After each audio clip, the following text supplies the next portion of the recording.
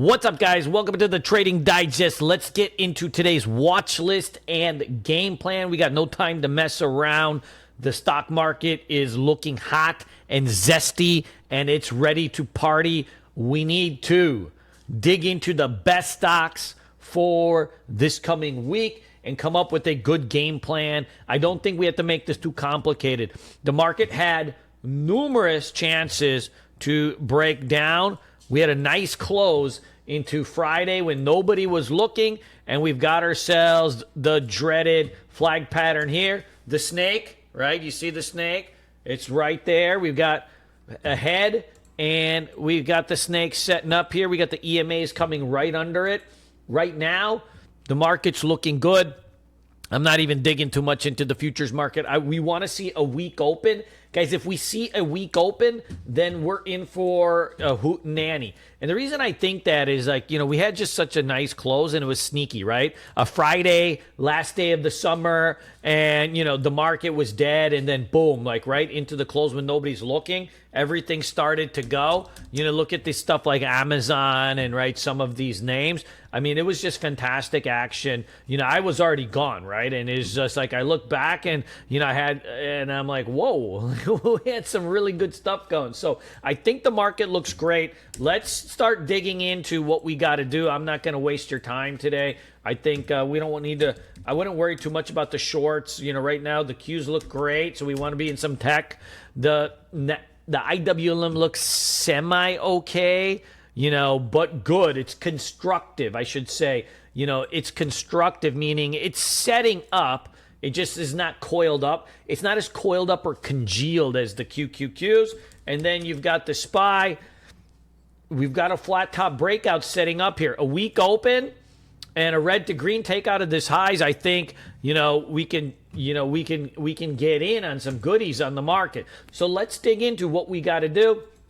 I think, top of the list, I'm going to add a couple big caps and a couple, some mid caps too.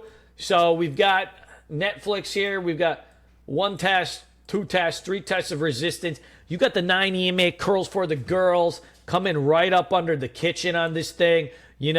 The tighter it gets, the more explosive it is. This is just your kind of quintessential high tight flag.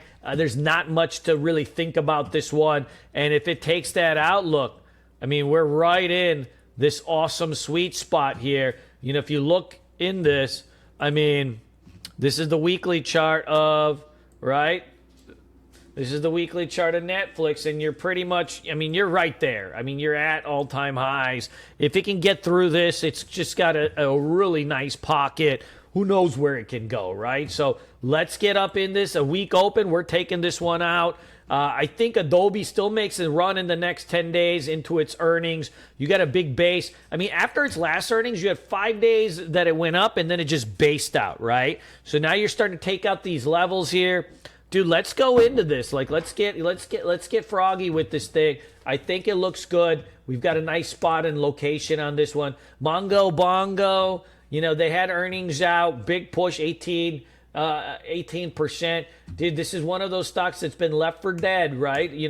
We've been talking about this for a long time. As the market heats up, I want to get these stocks that are clearing out bases but are closer to the bottom than the top because, there will be a flight to the cheapies at some point. It's coming, and it's starting now. We want to be into this. Qualcomm, this thing's a rundy, but, dude, this 176 is still... It's there, man. It's there for the taking if we can get it. It'll be a straight shot to that 50-day moving average. RCL, I got one test, two tests, three tests, pulling right back into the bone zone. I would not be surprised to see this thing go, next week. And you've got a base since July, so you got a lot of upside on this thing. Let's roll with this. XPI, everybody and their uncle, their aunt is watching this. No, I'm just kidding. Not everybody and their uncle, but many are. And this is look, we look at a weekly chart on this. We're breaking over the 200-day moving average.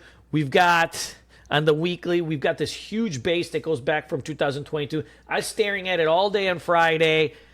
The day before, I was pretty convinced it's going to go, but I didn't take my position yet. I'm seeing how we marinate here and kind of just congeal at that 102.50. If we break through there, then I think we get into those 103s. And then the pocket is big, right? The pocket is big. Like, where can it go? You know, it's got a lot of catch up to do. And, you know, in a real hot market, you want to see biotechs coming in. You want to see all of this kind of stuff. Great look to it. Roku, just been staring at this one too. You got a reversal candle on it. It dumped for a hot second, and then boom, it reversed back. That's what you want to see, right? That's a sign of strength. You got the tail. You got a little bit of a reversal. You know, in the old days, they'd call it the hammer candle. We got a flag right here. Man, it's a pretty low float stock, and I want to be in this $10, $20 billion range on some of these. I think that's going to be a big sweet spot in the market too. Great look.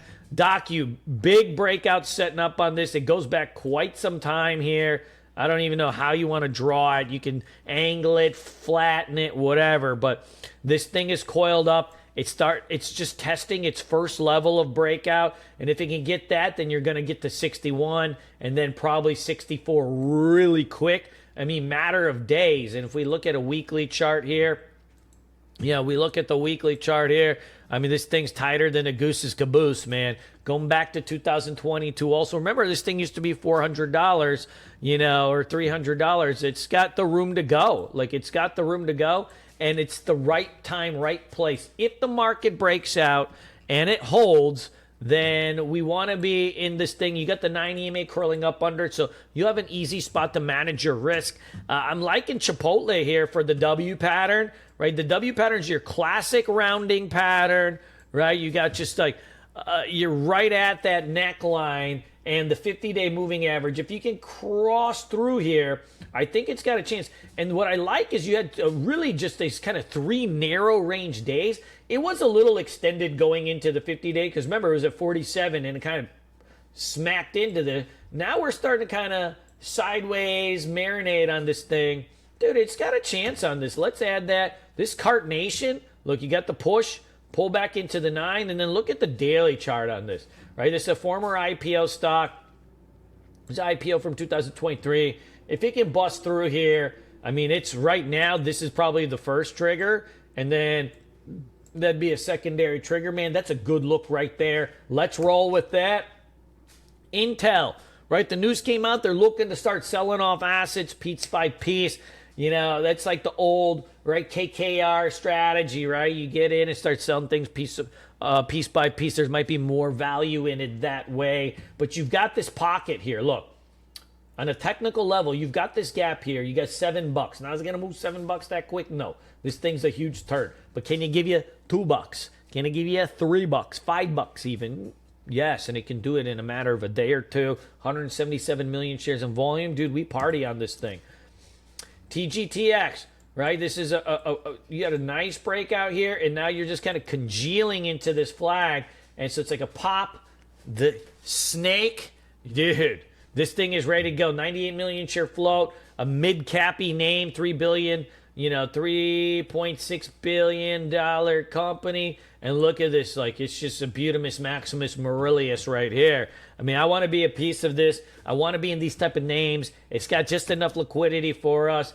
This donut looks like more of a swing trade, but man, you know, the Indians are coming back, man. Before we were your CEOs, we were running these Dunkin' Donuts, man. Dunkin' Donuts, best coffee around. You get Starbucks, you pay $8 for what? Some venti, natty. This, man, 49 cents at Dunkin' Donuts, and you're getting all the goodies right there, right? I don't even know if they have these out. I haven't seen an actual Dunkin' Donuts in so long, but if they got them, you got to get the coffee. Lyft, I think this is slow. Look, you don't want to be even a part of this till it breaks. Like, you don't want to try to guess. As day traders, you want to guess ranges. If you're swing trading, you have a big portfolio, then being in early helps because you have the luxury of time to sit on things. You don't have that if you're day trading and say you're trading less than a handful of $1 million.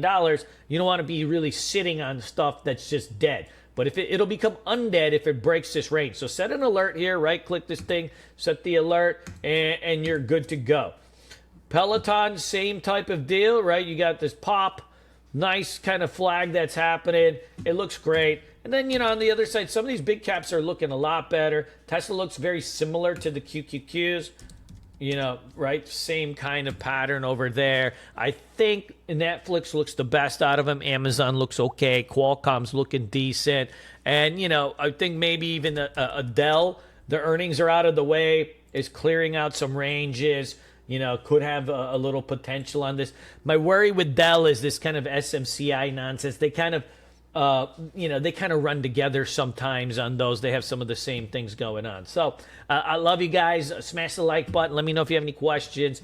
Peace in the Middle East, as they say back in the old days.